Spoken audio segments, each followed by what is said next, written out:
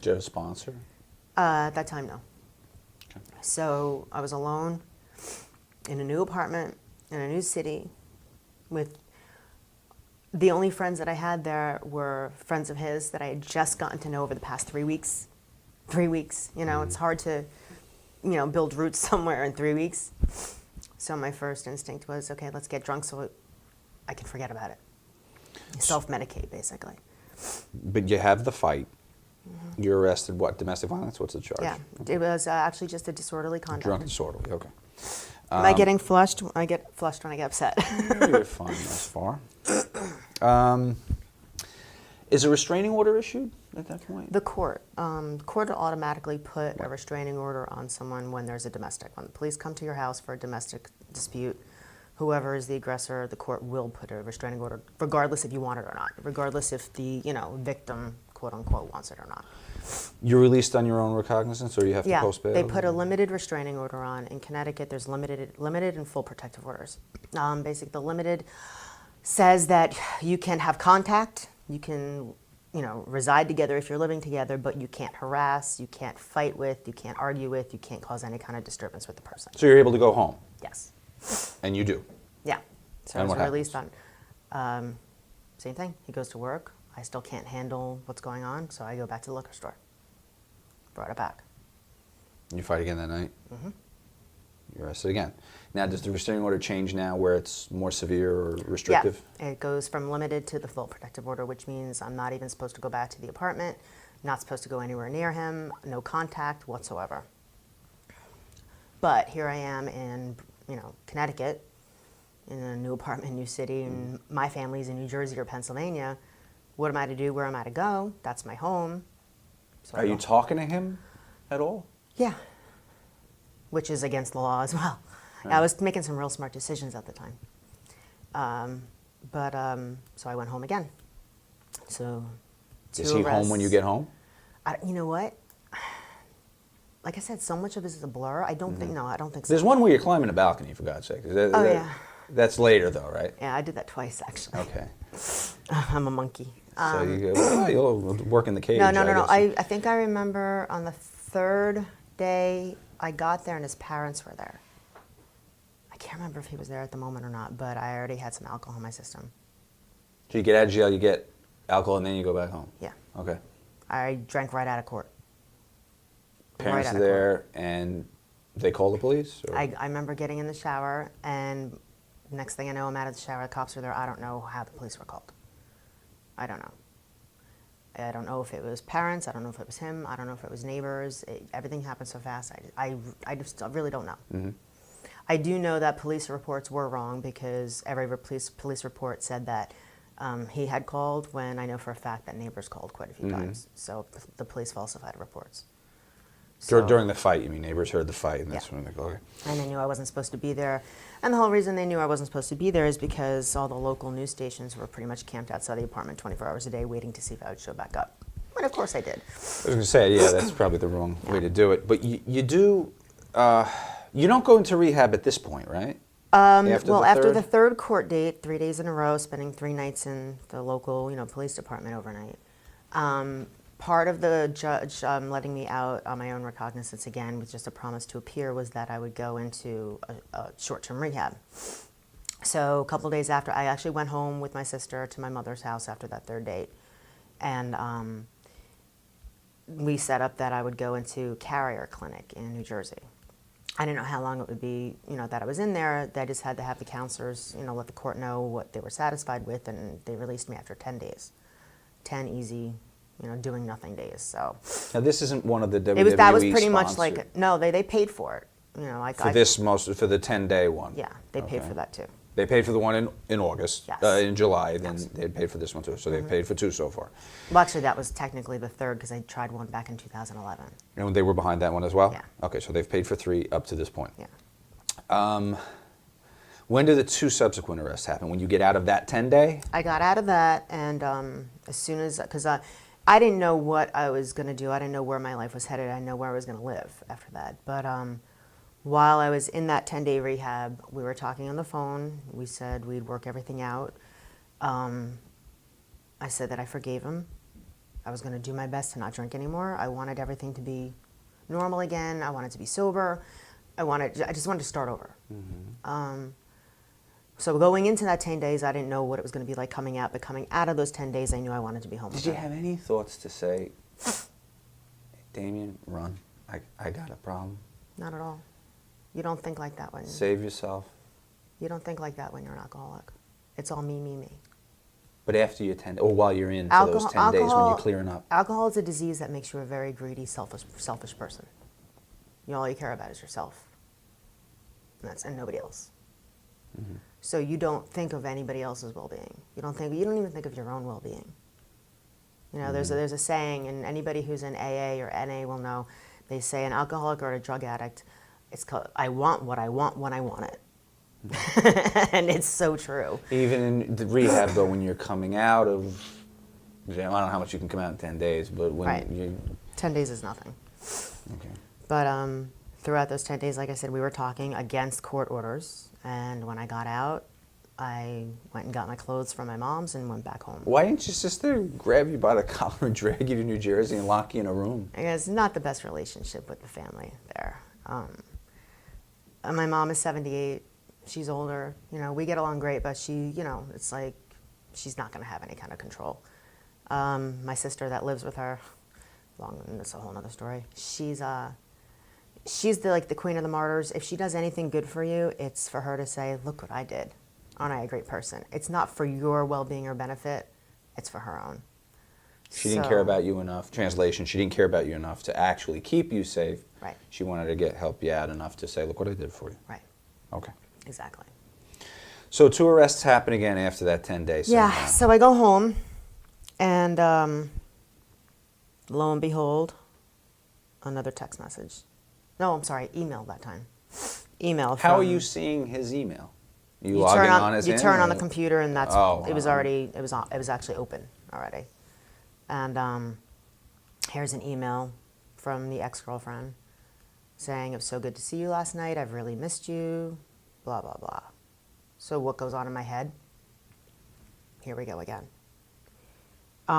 We were in Staten Island visiting his family that weekend, and he got a call earlier that Sunday that he had to go into work Sunday night. He works for an on-call business. They can get called in at any hour of the night, 24 hours a day. So it's normal.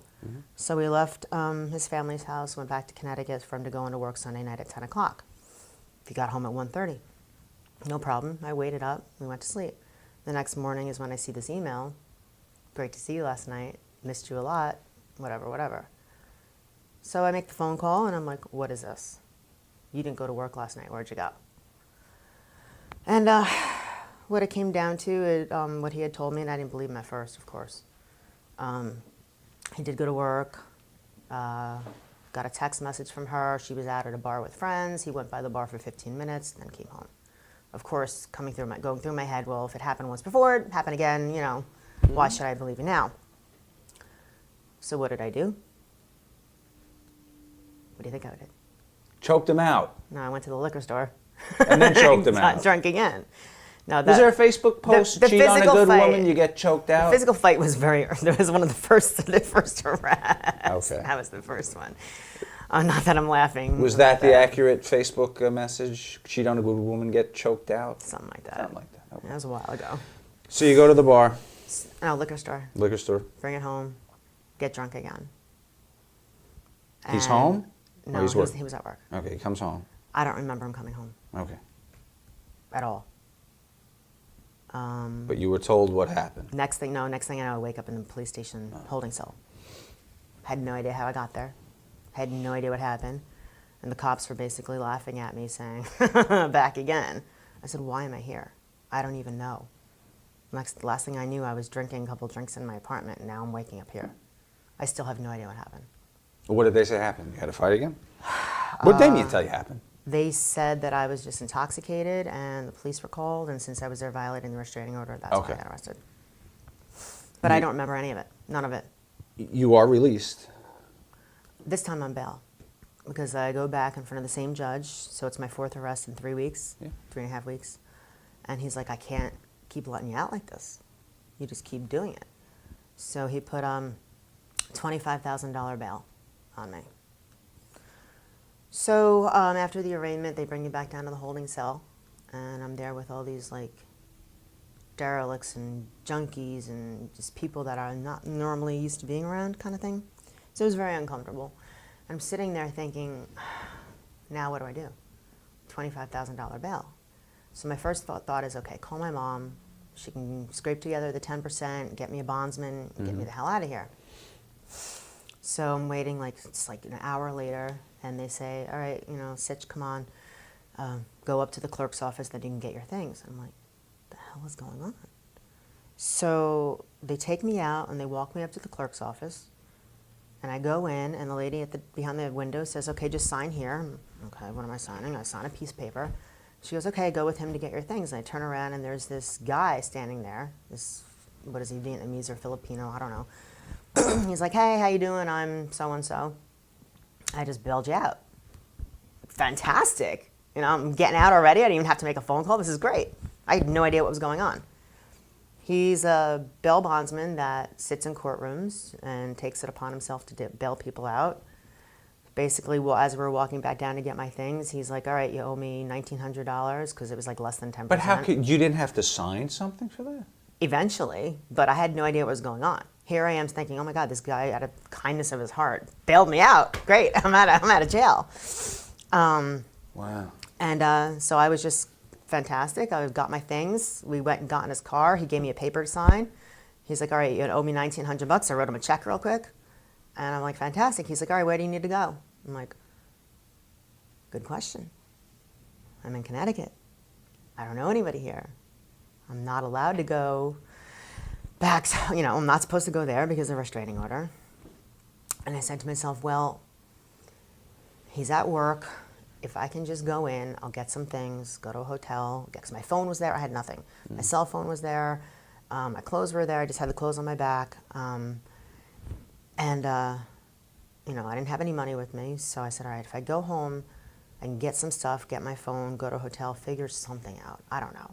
Because at this point, I'm sober, because I spent the night in jail, so I'm trying rationally to think of what to do so I'm not in trouble anymore. But after 4 arrests, you still Don't ask fought stupid getting the questions. cell phone. Yeah. Okay. So he asked me where I want to go. First place I want to go, of course, is a liquor store. So the bondsman who just bailed me out drives me to the liquor store. I walk in, I get my bottle of vodka, my pint, and drinking a couple of drinks in the car. He's like, now where? I said, I guess my apartment. So the bondsman who bailed me out, who knows I wasn't supposed to go back to the apartment, drove me to the apartment. Drops me off. Even let me borrow his North Face jacket that is still somewhere in the apartment. I just haven't come across it yet. So I get there and I realize, okay, I don't have my keys either.